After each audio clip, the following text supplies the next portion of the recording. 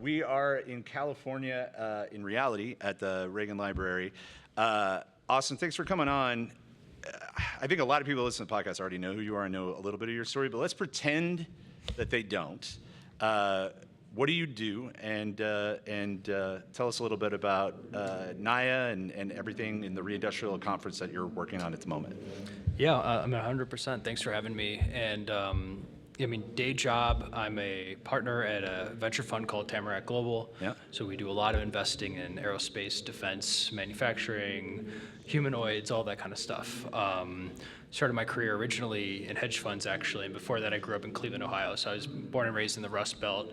Nice. And we didn't have a lot of venture funds, certainly didn't have a lot of hedge funds back there, but have had been really lucky to have a really exciting career that I didn't really expect, especially coming out of college. What was Cleveland like? You grew up in the aughts? Where? What was Cleveland like when you were growing up? We've been to Cleveland, so we want to know. It was pretty wild. It was good. It was a lot of fun. I mean, we had LeBron, which was a big deal for a lot of us. The Browns left and came back. That was a big deal for a lot of folks. I grew up, especially in high school, I was really into like punk rock and hardcore, and there was like a big, really exciting music scene back then. Fugazi? I mean, those are a little bit older than, that's, not to... No, it's fine. It's We're okay. old. Yeah. It's okay. But also, I didn't appreciate it at the time, but just this echo of this formerly great and one of the wealthiest cities in the world. There's these just artifacts of the industrial heritage that was there that you just didn't really take for granted. I took for granted, like massively endowed art museums, one of the best Philharmonic orchestras in the world. Names of roads like that are named after, like Carnegie and Rockefeller and all these guys. And when you're a kid, you don't really think about that that's a weird thing, and only when you get older you realize, like, oh no, this is sort of like what would happen if Manhattan over 80 years, like its population shrunk by 80% and most of the money left. It was a lot earlier than I think a lot of people remember, but there was a period of time in the early 20th century where Detroit was the wealthiest city of the world, so all the other sister cities of Detroit had the same... Pittsburgh. Pittsburgh, Cleveland, Cincinnati, like there was a bunch of real things there. I also think over time... It was the Gilded Era. It was literally the Gilded Age. Yeah. Also, when you're young, it's like time is a weird thing. So whatever you grow up around, you're like, oh, that's an old name.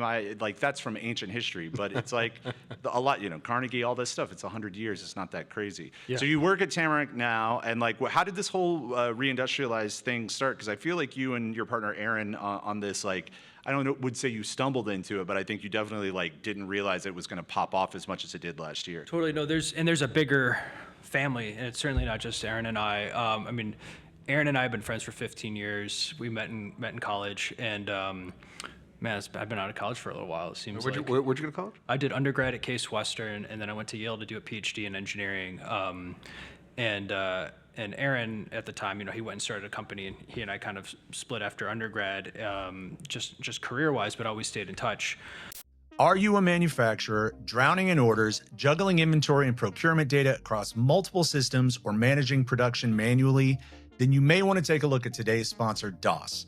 DOS is an adaptive ERP that kills implementation hell by working directly with your team, connecting all your systems to minimize data entry so you can focus on production. Instead of barging in like a bull in a china shop, they take a deep look at your actual operations and they build a system that matches how you operate today, placing only the parts that need improving rather than trying to fix what's already working great. Does that sound like a team that you could actually enjoy working with? If so, head over to DOS.com, DOSS.com, use the link in the show notes, or tell them that Joel from Tool or Die sent you. DOS.com, one platform, total visibility. But we had always been talking about building companies in the physical industries. Both of us, grew up in the same area, had wanted to build companies at the intersection of technology. And for me, I was really interested in agriculture, just having grown up on the family farm. Automation around robotics, all this kind of thing, increasing yields. And he was really into manufacturing, and ultimately went down this rabbit hole and started this company, Atomic Industries, together. And early on there, we wanted to, build a convening force for bringing all of the friends that we had in the capital world, especially in the venture capital world and the startup world, to be in the same conversations as all of these smaller mom and pop companies in the manufacturing world that we knew growing up, and that were also so crucial and key to any of the startups that were going to be building in those spaces. I mean, most startups have as an input to them ball bearings, or I mean, like, you know, there's all these like key inputs into the industrial base that, like, right now a lot of these businesses, they're still doing, you know, sending invoices by fax machines. When did Atomic start? So Atomic started in 2020. Okay. Really fast forward over 4 years, I left the company, helped start some other companies, did a bunch of private investing, and then, you know, this whole space just really exploded over that time, where when we were starting the company, we were the weird guys in our Y Combinator batch that was talking about, you know, CapEx and, you know, the fourth turning, and where geopolitics were colliding with sort of, you know, 30-year debt cycles that were going to make it such that, you know, Western nations were going to have to invest in actually physical infrastructure again.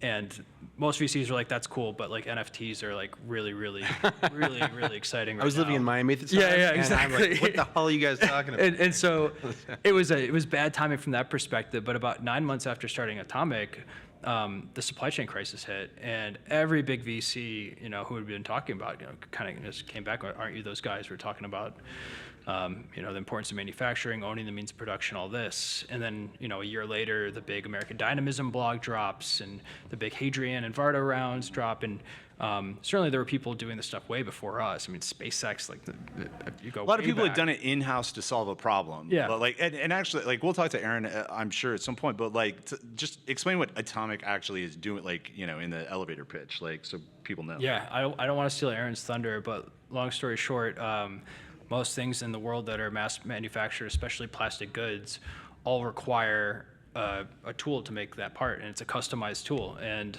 if you want to make a plastic phone case, well, you need a metal mold that is the inverse of the shape of that phone case. And then it's a big hunk of metal.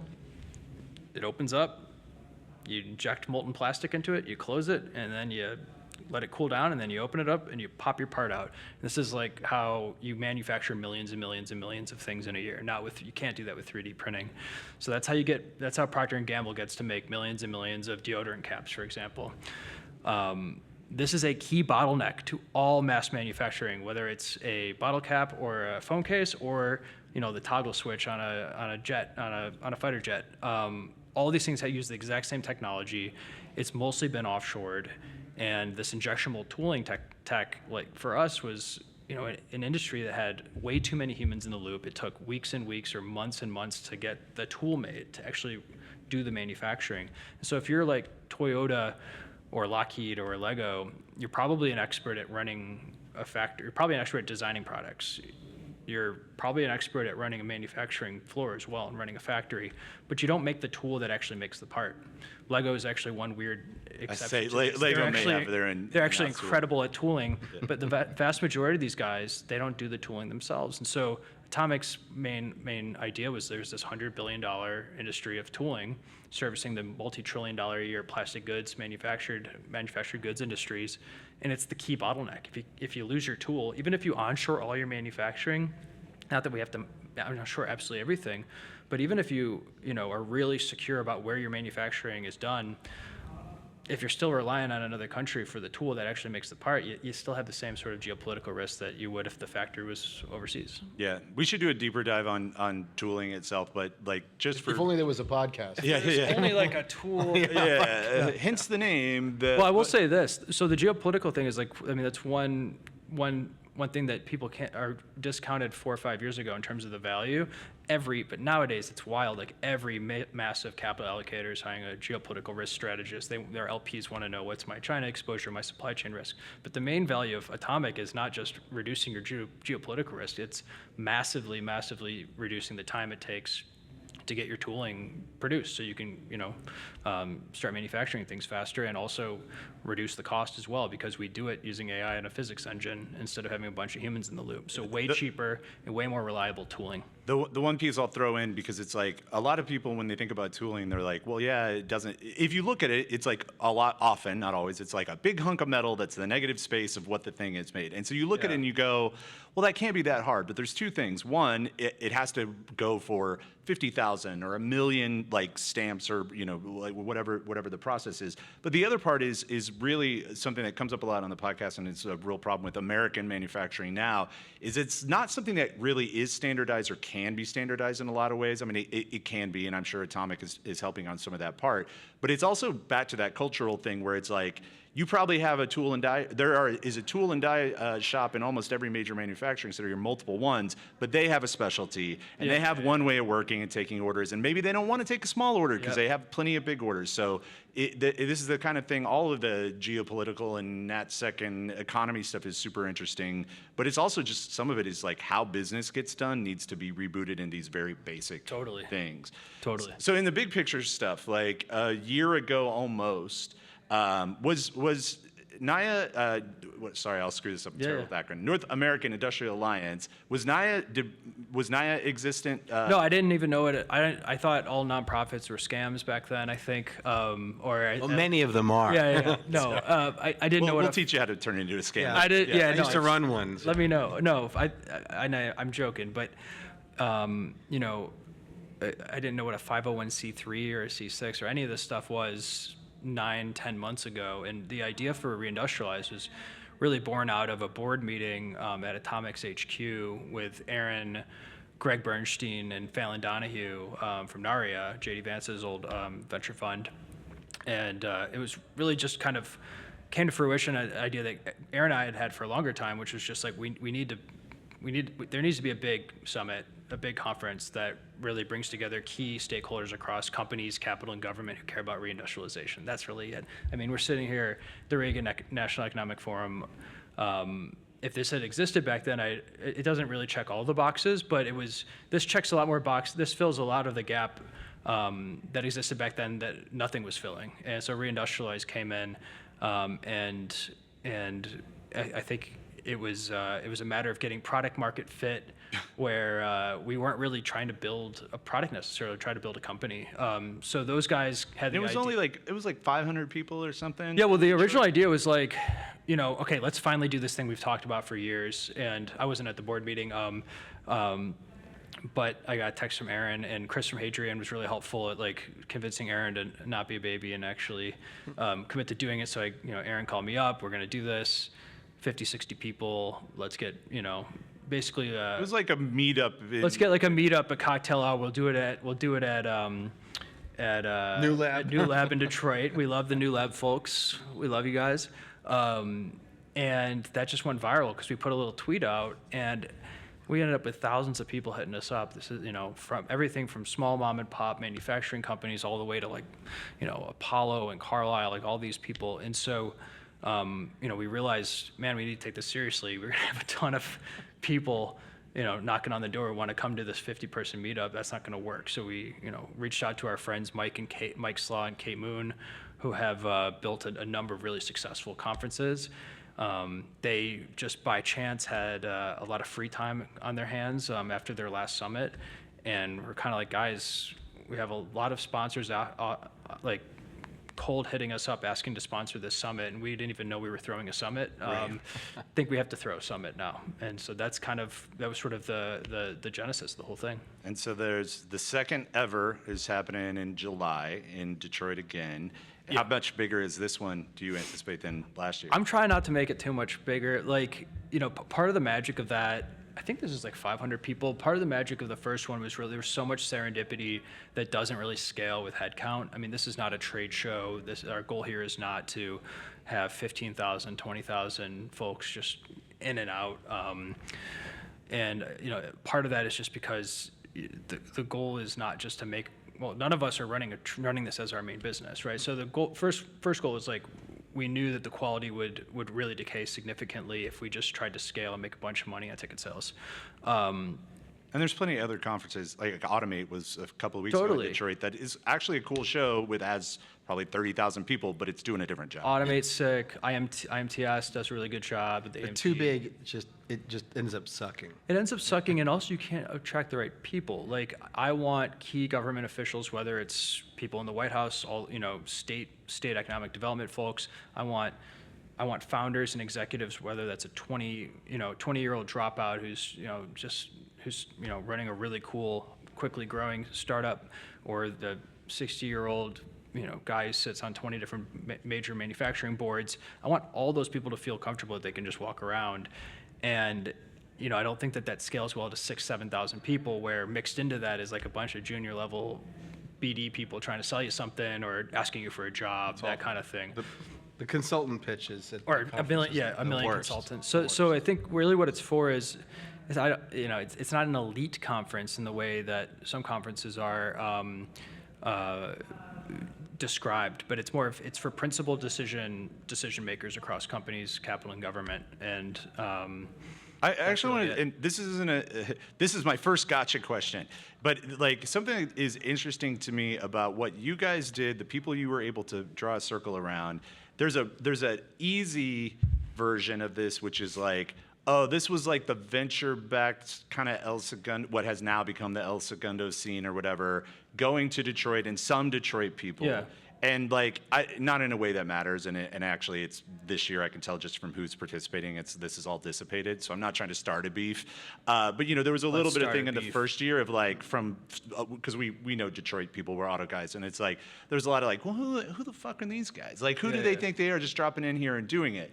But I don't think that's happening. But there is a thing that I'm curious what your perspective on, which is like a quality, and the easy way to put it, I think for me, is like it's engineering and hardware people who are not afraid of software or very conversant with software. But I think there's a little bit more too. How would you describe like what this moment or scene is that Reindustrial is definitely a locus, maybe the locus, we'll see. But like what is happening now that's different than the last 30 years. No, and it really is a scene. I mean, the scene, I think, is the right way to describe this. Like, and it's my goal, and I think our goal really was, there's all these different tribes who just aren't talking to each other. I mean, we were talking about these different conferences, right? I mean, there's plenty of conferences where every VC under the sun will go and every VC-backed company will go. There's plenty of conferences that are way more industry focused, that are going to be a lot more of the SMBs, and by the way, a lot of these SMBs are way more serious companies than these VC-backed companies, right? Like, these aren't sleepy companies that we shouldn't feel bad for, or even companies that don't have a lot of technology. I mean, you walk into a Procter & Gamble factory, not an SMB, obviously a huge company, but a traditional heritage manufacturing company, they're far more advanced than the vast majority of, these new batch of kind of seed stage Series A companies that are cutting edge tech manufacturing companies. And they should be. They're way older. But I think what's funny is like there's this idea that the heritage company, especially from the venture and tech world, that like these heritage companies are all just these behemoths who, still don't know what AI is, for example. And nothing can be farther than the truth in most cases. There's a lot of regulatory bloat that's led to a lot of problems with some companies, like the folks that made that plane. But like, from a technological perspective, I mean, again, you walk into the factories, some of these, even the SMBs, like, these people are super sophisticated. They're building really interesting stuff. They might have access to the same types of capital because the companies aren't going to grow at they're not going to, 1,000x over the next 10 years. There's no path for that. Although most VC-backed companies don't ever end up 1,000xing. Right. But putting all those people together, I think, is the real key here, and turning those different scenes into one big scene. So I want a summit where, you could have Palmer Luckey or folks from OpenAI or whatever, and Mark Andreessen and Peter Thiel and all these folks at the same summit, certainly, and on the same stage as CEO of Danaher and Lincoln Electric and Illinois Toolworks, having all those people having the same conversations. And this isn't even bringing in the capital side that actually funds these things, like the JLLs that actually do the industrial real estate, or the giant infra funds that actually pour concrete, that actually build the factories.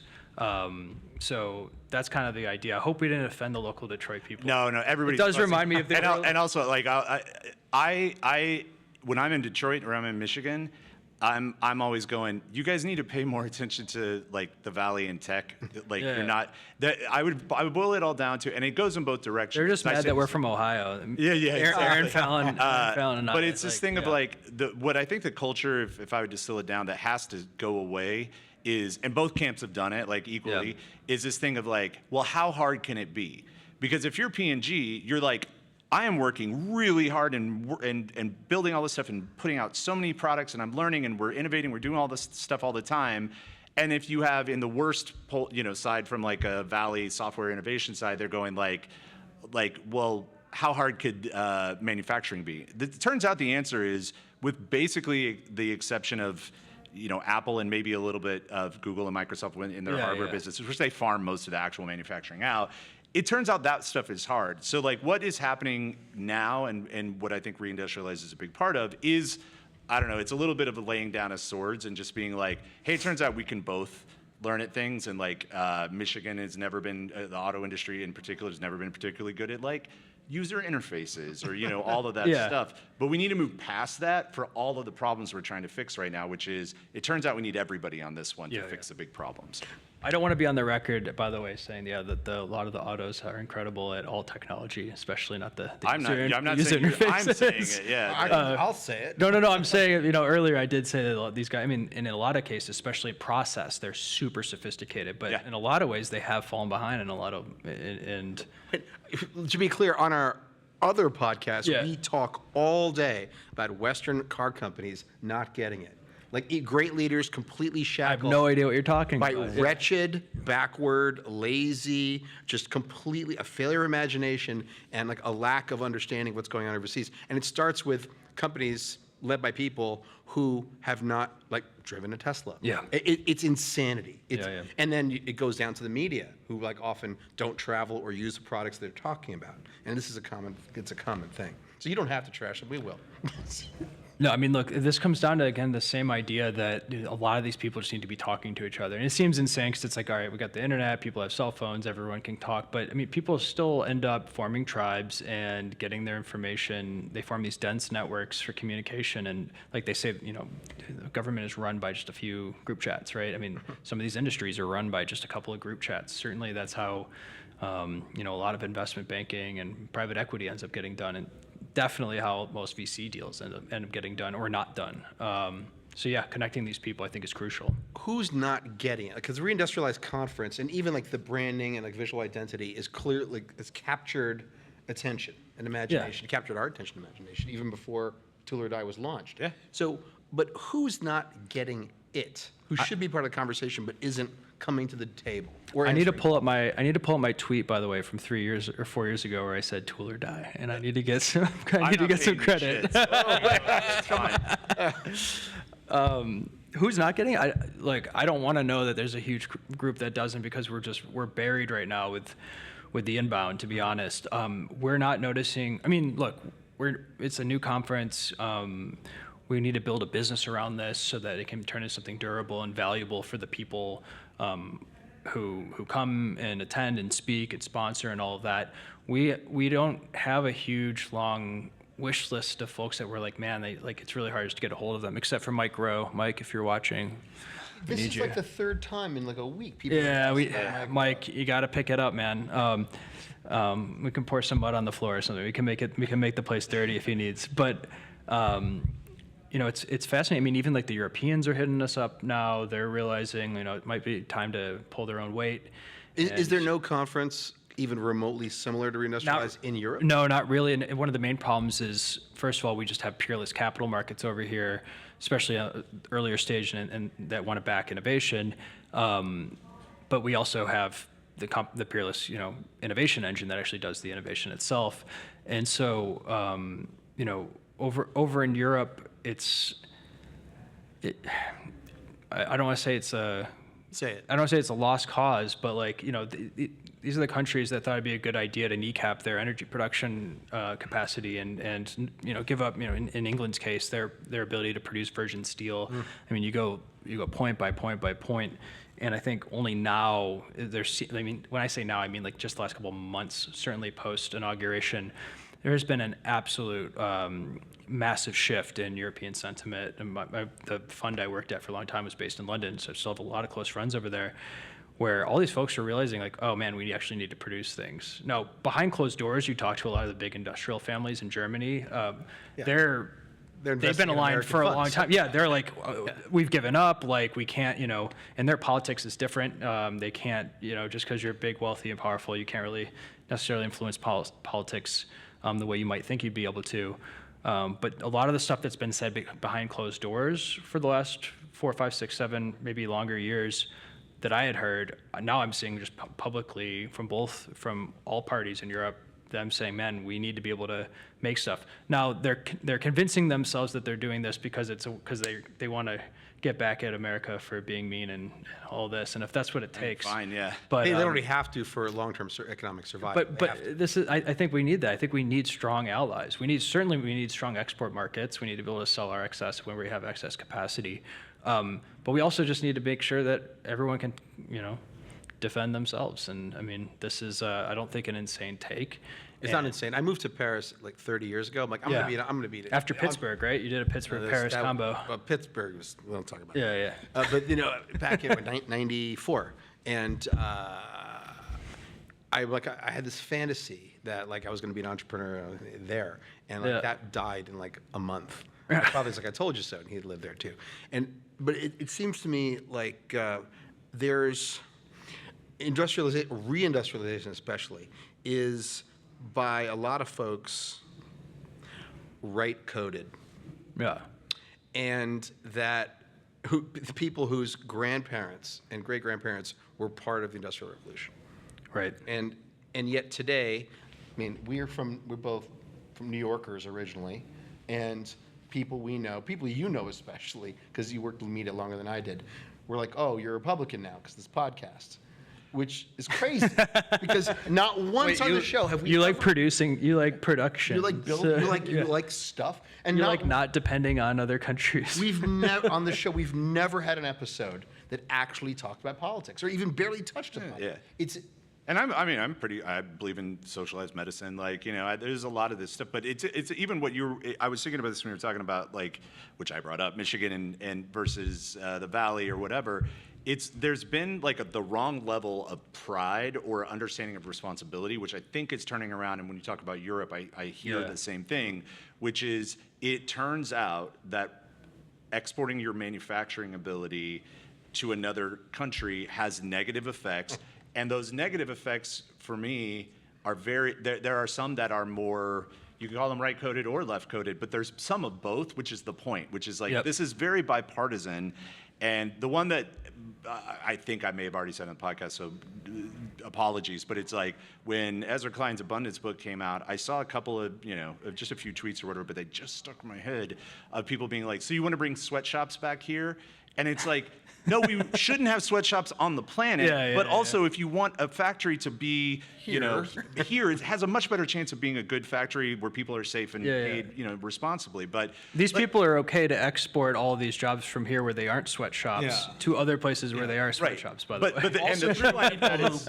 Believe in electrification. Oh, well, The through line of that is I want to not change anything and I want to keep buying cheap stuff, but I want to also pretend that doesn't have an effect anywhere else. But I don't want to go down this rant more because I actually want to talk about NAIA a little bit. So, but before we get to NAIA, all right, so I like this though. We got to seize the means of production, right? Before we get to NAIA,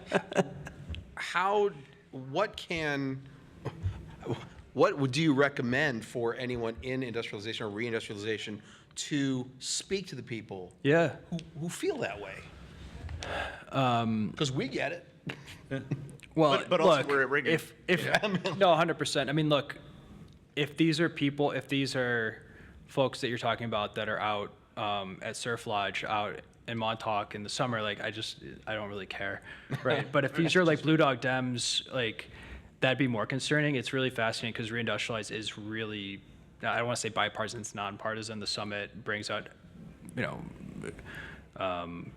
folks of all stripes who are unified by understanding and caring that we need to be able to make stuff for many reasons, national security reasons, number one, but also just from a a labor security perspective, like these are the real jobs that the average American has in the middle of the country. Not everyone can go work at OpenAI and get early equity and then become a bajillionaire. Or work at any startup. I mean, most Americans are not working at venture-backed companies, and 99% of companies in America are classified as small businesses, not even SMBs, just small businesses. And so, I think I'd like to dig in more if this was a big thing. I just haven't run into it, but I don't know. I think for me, we're going to focus on the people who are really aligned, because a lot of folks, they just want to be mad about anything, it seems like. So, yeah.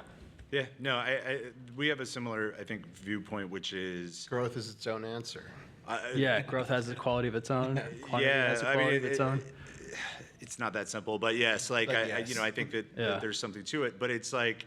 Well, wait, I'm curious. Was the pushback like, they're like, wait, you like making stuff, or is it more like the guys who like making stuff are also Trump guys, so therefore, is it more of like a transitive property thing? Yeah, I think it's more just of and I've had this through most of my life. I'm not a native New York. Like, I grew up in the Ozarks and then lived in Kansas City, and like, but was like very left, almost borderline anarchist, like when I was a teenager. Yeah, but you were part of like the transgressive kind of vice scene, right? Like, I mean, which is very different than.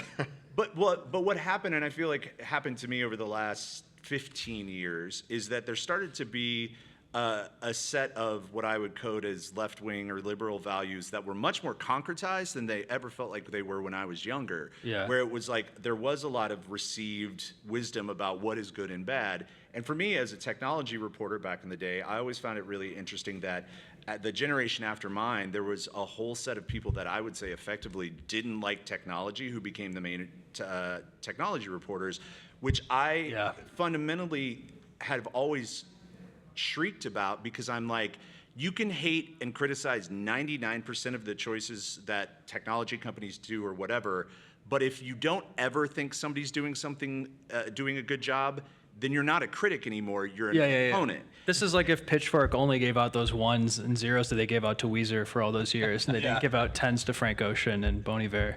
I don't know about that. I only know about I know about that. You know exactly what I'm saying. No, but I know what you mean. Like, you're not a critic anymore, you're just a hater. And this is why, I mean, look at Pirate Wires, look at the Technology Brothers. You guys are doing your thing. I mean, like, I was outside. I wasn't really in tech. I'm technical. I was a quant at a hedge fund, though, so it was but very you're in different. engineering, But I just mean I wasn't in the Silicon Valley scene. Right. But I saw this from afar for many years, and seemed bizarre that every like TechCrunch article I'd read seemed like they were just like fucking pissed instead of just like reporting on like, a company raised a Series A. But it would be like, former journalist, media guy, like, it's fine if they're mostly pissed all the time, because the media industry is slipping, and so it means like you want to focus mostly on the things that matter the most. But you still have to have, you need some portion of, I gotta hand it to them, like every once in a while. And so to answer your question, like, that has been and it's fine. Like, mostly people are, I guess, teasing me, but we'll see how far it goes. It's like, it is the idea where I go, I'm quick or whatever, but I'm not that smart. But it's just this thing of going, I don't know, man. I live in a society where I buy things and things are manufactured, and I'd like to stay at that level. Yeah. But as a reporter who went to Foxconn 15 years ago and grew up around factories and grew up around all this stuff, I'm like, it's basically that simple to me, which is too much of it is not here. The middle class has been affected. Let's see what happens if we bring some back. And that alone, there are a lot of people, and I think this is not a small factor. And I wouldn't harp on it as much if you weren't leading an organization or part of an organization that is trying to like change perceptions.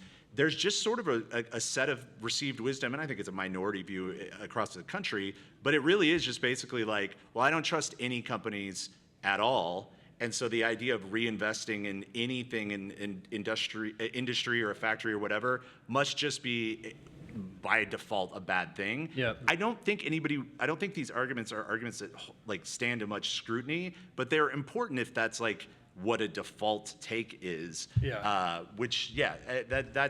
a lot of where I'm not worried about it, because I think the answers are so obvious that and people that are showing up at REINDUSTRIALIZE is a great example. They're just going to do it, and then it's just going to happen. But there is a moment that I think from a getting people behind it and getting excited about it, I would like to see happen. Well, talk about distrust. I mean, also a lot of these people who run these, what's left of the manufacturing base, these SMBs or larger, but these heritage manufacturing companies who have seen, you know, their whole industries just carved out over many decades. Like, those people do love business, but those folks also need to, you know, they're very often kind of like, you know, color me skeptical that we're going to see any meaningful change. I mean, a lot of those folks we talk to, they love what we're doing. I mean, almost across the board.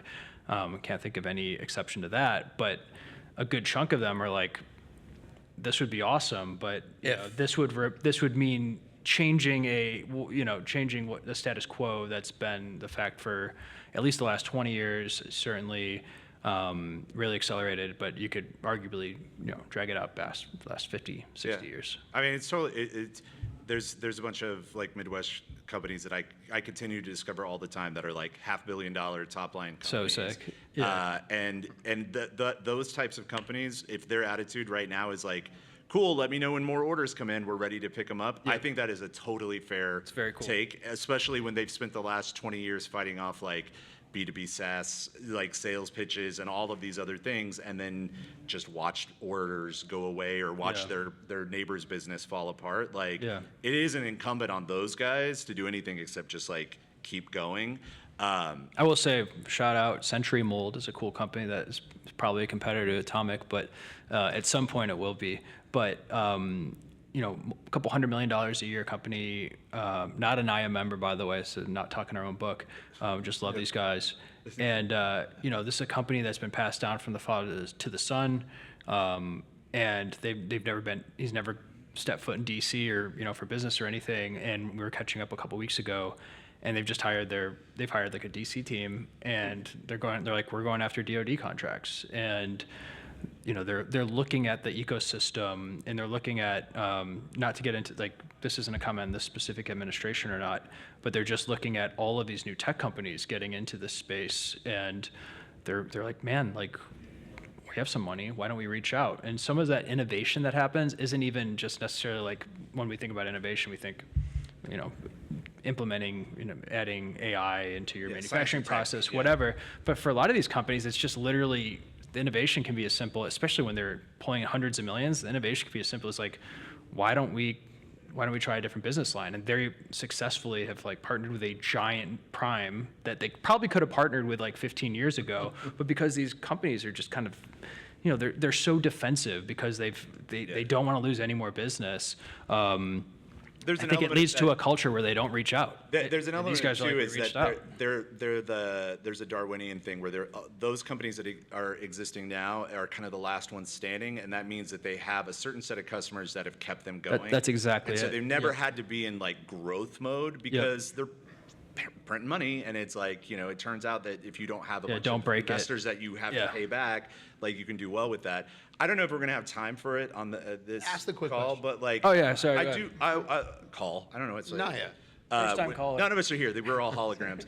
We're doing calls in a few minutes. But one thing I would love to know more about is like, and from you specifically, because you have a finance background, is like the financing differences, right? Because, and actually, you might be able to answer this briefly. It's like, what is happening in the Valley that is in the VC world that is causing them to start to be more open to investing in companies that don't have the obvious multiples that SaaS has, or easy multiples that SaaS has? Is there a financial model to that, or is it just other factors that are causing them to be more open to it?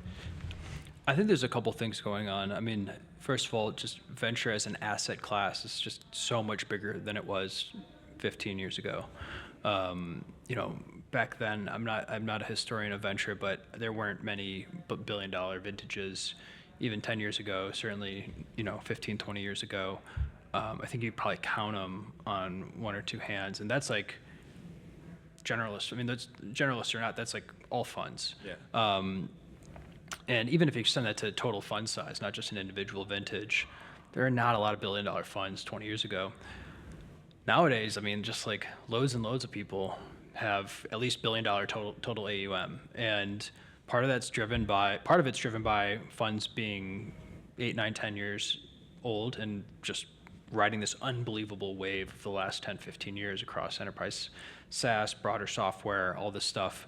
And there was a lot of dry powder after COVID. Exactly. Well. And there were some exits. I mean, we had a healthy IPO market leading up to COVID. It certainly dried up a lot since then.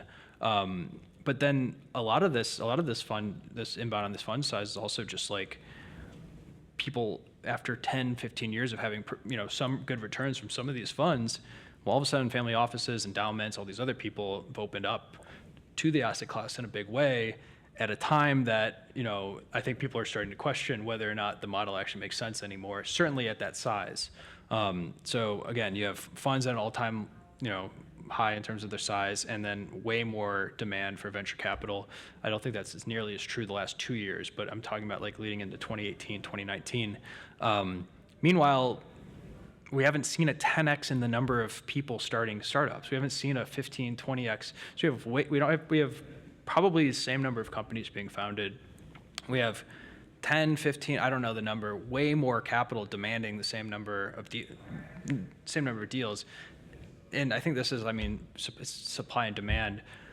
This is why you're seeing an inflation of the valuation of a lot of these companies earlier.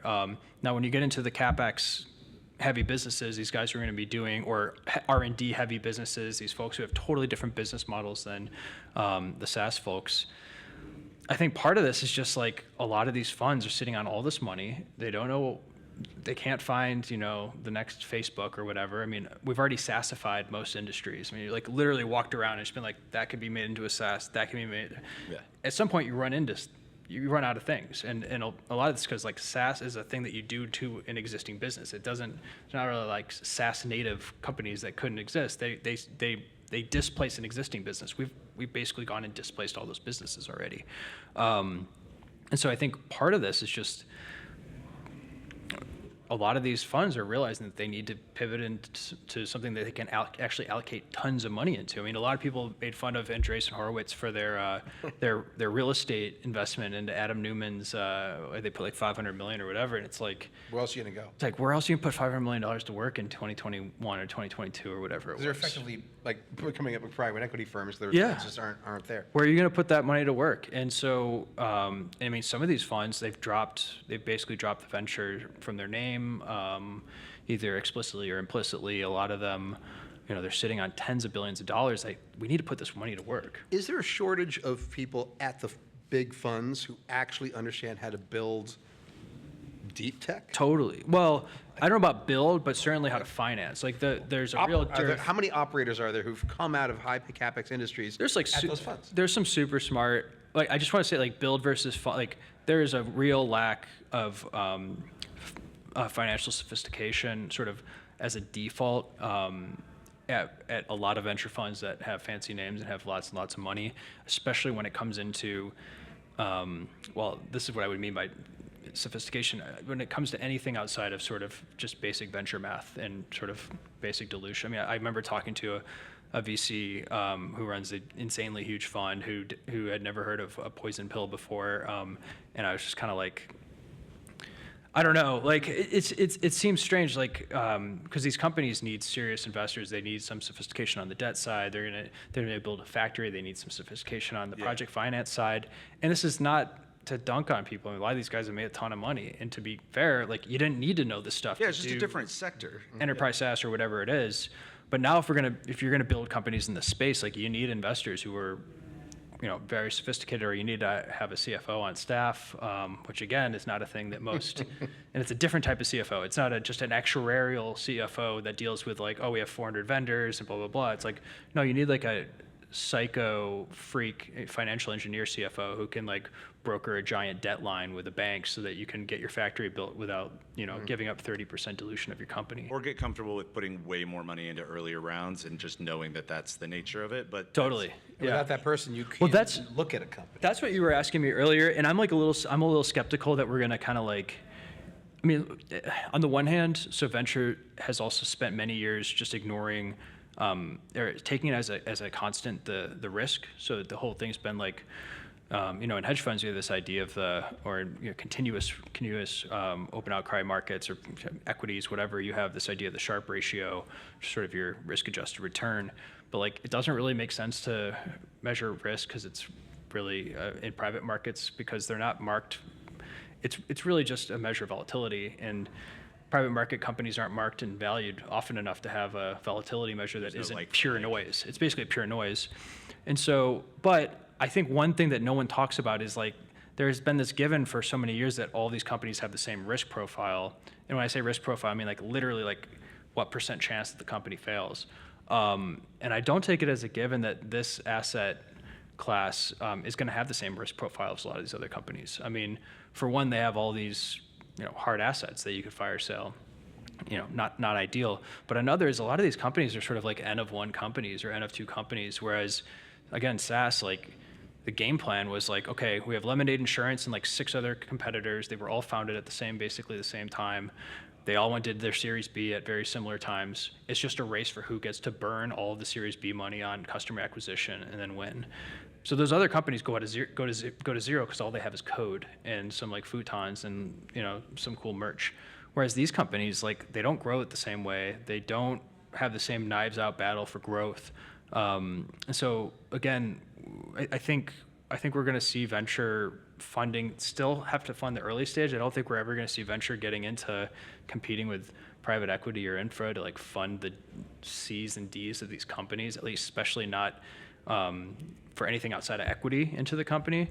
But I do think that the returns of these funds might look a little bit differently than most people expect, because I suspect for a lot of these companies, the risk profile is actually quite a bit lower than SaaS companies. But that's a good thing. I think it's a good thing. That's a very good thing.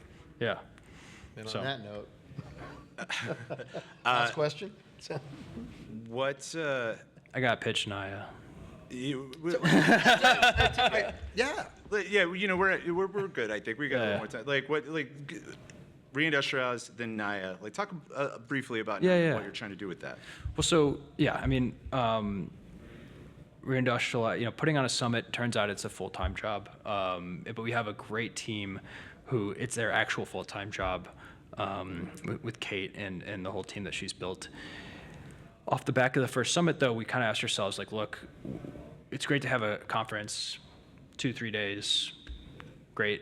If we do that every year for a couple of years until it's no longer valuable to everyone who attends, that's great too. But how could we have a more durable impact and build it's more of an institution? And a lot of people just approach this like one of the big things missing in DC is there is no coherent, incredible voice from industry. So not pure charitable nonprofit, but of industry voices who care about reindustrialization.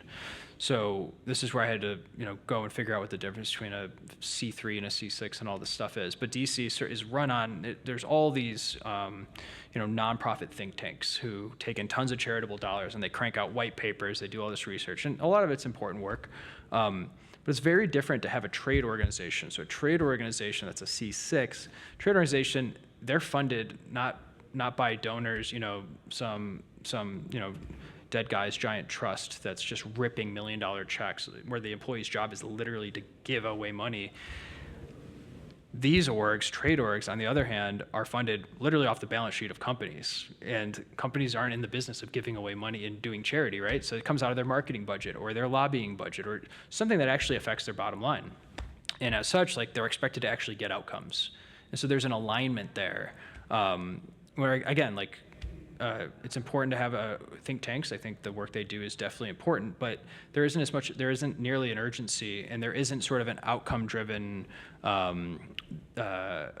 culture that is expected to actually affect companies directly, rather than this overall, like, we're going to change sort of the cultural environment. We're going to, and one example is we want more, free markets. There's all these nonprofits in DC that are push free markets. We love that, but that's a never-ending mission that's going to last forever.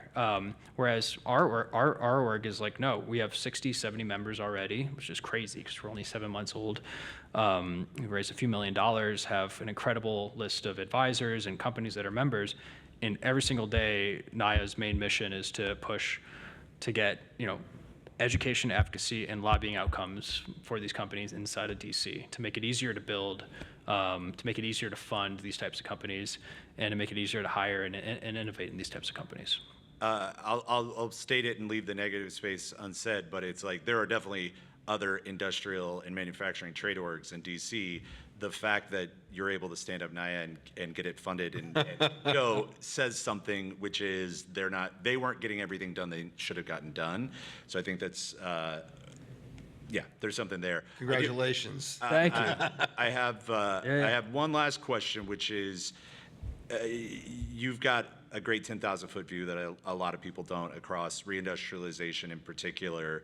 Is there a sector that you could pick out that you're saying, I know it's vital, but it seems like the one that's being least innovated in or invested in or time put in right now? Is that it could be a materials thing, it could be a process thing, but does something come to mind where you're like, man, this is the next startup space I'd like to see people innovating in? Well, to be honest, the answer would have been a few months ago shipbuilding. And as a Jones Act disrespecter, depending on what day of the week it is, just from having grown up in Folks who support it. in Cleveland. Well, no, look, I mean, it's complicated. It is I actually don't think any complicated. of my friends know what the Jones Act is, but yeah. The broad point is we have the most navigable, inner waterways of any country in the entire world, and it's the cheapest way to ship massive amounts of things still till this day. I mean, if you need to get next day, Amazon Prime on your guy's forthcoming book that I hope comes out one day or something like that, like that's not going to go on ship cargo, but stuff that needs to arrive really slow. Unbelievable impact on our GDP if we actually made use of the Great Lakes, for example, and the Mississippi River, and goes all the way out to the oceans through the St. Lawrence. I became a freak about this, and then in the last 4 or 5 months, it's just been nuts. Talking about shipbuilding in the U.S., you would have been laughed out of the room, and now I think that I like this answer because it was the thing I thought that was the most underappreciated, and now it's probably the hottest thing that's being discussed. I didn't have anything to do with this. Some of my friends did, but I didn't make this happen. I think it's a great example because it's honestly like it is why I'm excited about this space. Is anytime there is a lot of received wisdom that changes quickly, that means something is happening, and that stuff can snowball. And there's going to be a million failures and a million disagreements on a lot of this stuff, but like the idea that Saronic and even on the defense tech side and Anduril starting to work on stuff like the idea of saying Hadrian, Fairlead, all these guys. Yeah, no, it's like it's a giant thing, but the idea of being able to effectively say, hey, it turns out that Korea and China are really great at building ships, and we stopped doing it. If you just tell people the basics, for my almost adult life, if you give people a statistic like that, they go, well, that sucks. Like, oops. And it's, to me, it's really awesome to be in a time to be like, whether we succeed or fail, honestly, it's like, it's really awesome to be in a time to say, like, where people go, oh, well, what if we try to fix that? Like, that alone is like the thing. But earnestness is cool. Like earnestness is fucking cool. That's the thing. It turns out trying is good, and it turns out failing sucks, but that's also table stakes. So like, that's exactly right. This has been great. Looking forward to seeing you in Detroit. Yes, sir. And look, anything that we can do, and I'm honestly not saying this to you as much as anybody that's listening, but like people who are trying to make all this happen, like we have no formal relationship with NAIA Reindustrialize, but like we feel like we are aligned in that same way.